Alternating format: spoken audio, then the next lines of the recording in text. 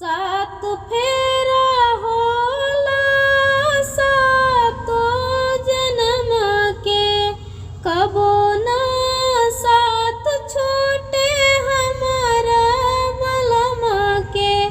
करिले पूजन तोहारा हे भोले बाबा, रखिया सिनुरबा के लाल।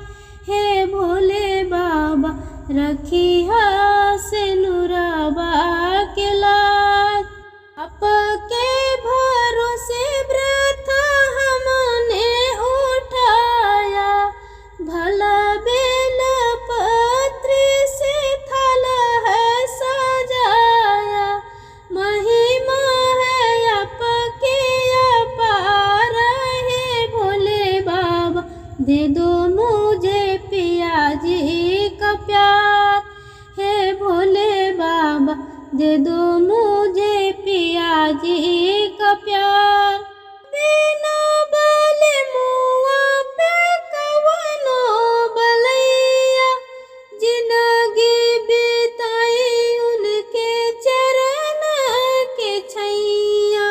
हाथ जोड़े शिव नाम जपू मैं तुम्हारे, दूर हमसे ना होना कभी पिया जी हमारे।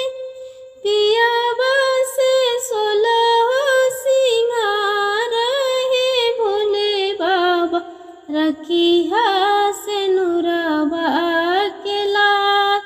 उन्हीं पे मेरा अधिकार है भोले बाबा, दे दो मुझे पिया जी का प्यार।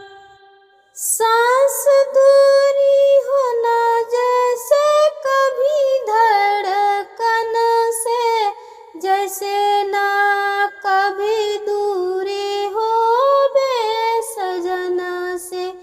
कवन कसुर नाही कैनी बलम से, का जाने काहे पिया रुसल बाड़े हमसे।